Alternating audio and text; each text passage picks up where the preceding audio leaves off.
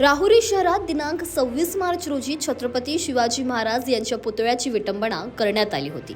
सदर घटनेला 20 दिवस उलटले, मात्र अद्याप आरोपींचा तपास लागला नाही। छत्रपती शिवाजी महाराज यांच्या पुतळ्याची विटंबना करणाऱ्या आरोपींना तात्काळ अटक करावी या मागणीसाठी 14 एप्रिल रोजी माजी मंत्री प्राजक्त तनपुरे यांनी शहरातील शनी चौक येथे शेकडो कार्यकर्त्यांसह बेमुदत आमरण उपोषणास सुरुवात केली। उपोषणाचा आजचा तिसरा दिवस असून या दिवशी राहुरी शहरातील शिवप्रेमी तसेच व्यापाऱ्यांच्या वतीने राहुरी बंदची हाक देण्यात आली होती। या बंदला राहुरी शहराने उत्स्फूर्त प्रतिसाद दिला असून राहुरी शहरात कडकडीत बंद पाळण्यात आल्याचे पाहायला मिळाले। तर माजी मंत्री प्राजक्त तनपुरे यांच्या उपोषणाला विविध सामाजिक संघटनांकडून देखील पाठिंबा मिळत आहे।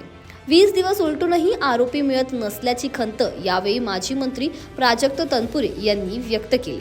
तर छत्रपती शिवाजी महाराजांचा असा अपमान झालेला आम्ही कदापि सहन करणार नसल्याचे देखील यावेळी त्यांनी माध्यमांशी बोलताना सांगितले। शिवरायांच्या पुतळ्याची विटंबना आहे। माझ्या दृष्टीने खरं महापुरुषांच्या छत्रपती शिवाजी महाराजांच्या विचाराची देखील विटंबना आहे आणि दुर्दैव या महाराष्ट्राचं की या शिवछत्रपतींच्या महाराष्ट्रामध्ये महाराजांच्या विचाराला काळीमा फासण्याचं काम होऊन देखील आता जवळपास 3 आठवडे उलटून गेलेले आहेत। आज 21वा दिवस आहे आणि तरी देखील आरोपी पोलिसांना सापडत नाही। हे छत्रपतींच्या महाराष्ट्रामध्ये घडतंय।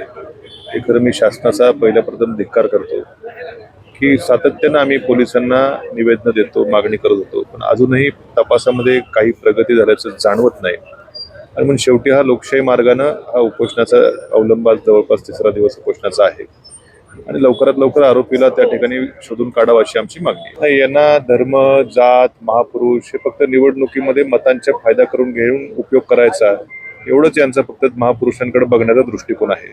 छत्रपती शिवाजी महाराजांचा पुतळा या शासनाच्या कारकिर्दीमध्ये उभा राहून 6 महिन्यामध्ये पडतो, ज्याचं लोकार्पण साक्षात या देशाच्या पंतप्रधानांनी केलं होतं। 6 महिन्यात पुतळे पडतात आणि मुख्यमंत्र्यांनी त्यावेळेस राजीनामा दिला पाहिजे होता, पण ते वारे वेगाने वाहतात वगैरे जस्टिफिकेशन करत बसली। यावरूनच यांचं महापुरुषांकडे, या सरकारचं महापुरुषांकडे बघण्याचा किती गांभीर्यानं बघण्याचा दृष्टिकोन आहे हे समोर येतं। सातत्यानं उद्या कुणी उठतो, शिवाजी महाराजांबद्दल काही बरळतो, त्याला काही कारवाई सरकार त्याच्यावरती करत नाही। हे नेमकं हे ना महापुरुषांचे विचार पुसायचेत का?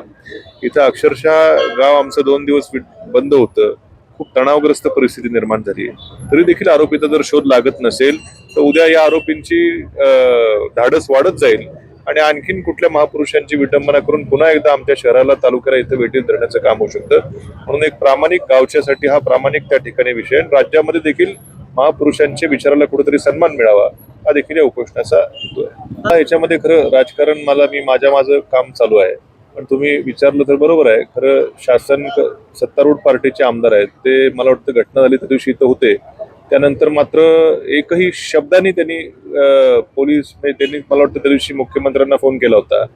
त्यानंतर मात्र त्यांच्याकडनं अपेक्षित होतं की तिथे जाऊन बसावं मुंबईमध्ये, मुख्यमंत्र्यांना सातत्यानं दबाव आणून इथं तात्काळ आरोपी कसा अटक होईल। मात्र सत्ताधारी पक्षाचे आमदार असताना देखील कुठल्याही प्रकारचं गेल्या 20 दिवसामध्ये एक साधं स्टेटमेंट देखील या विषयावरती त्यांचं आलेलं नाही। हे देखील आमच्या मतदारसंघाचं खरं दुर्दैव आहे। हो बरोबर आहे, मी तेच बोलतो ना, मंत्री हे शासनाचा मंत्री कसे नेमके काय कशा पद्धतीने स्टेटमेंट द्यावेत, काय द्यावेत, समाज एकसंध राहावा, हे राज्य देश एकसंध राहावं, सर्व जाती जमातीने सलोख्याने राहावं, हा खरं उद्देश असताना मात्र अगदी बालिशपणाची विधानं या मंत्र्यांकडे येत होतात। आज आम्ही आता बघू, आज वाट बघतोय साधारणपणे। कार्यकर्त्यांनी काल व्यापारी संघटनेने देखील कार्यकर्त्यांची आमच्या चर्चा केली। मी तर लोकशाही मार्गाने उपोषण माझं चालू आहे, पण गाव देखील आज शहर देखील बंद आहे। बघू पुढे काय, संध्याकाळपर्यंत पोलिसांची काय भूमिका त्याच्यावर आम्ही निर्णय ठरवू। तुमची मागणी काय असणार आहे? आमची मागणी पहिल्या दिवसापासून हीच आहे की ह्या आरोपीला तात्काळ पोलिसांनी अटक करावी, तपासाची गती वाढवावी, त्याला अजून हे करावं आणि आरोपीला तात्काळ अटक करावी, जेणेकरून पुन्हा धाडस होणार नाही।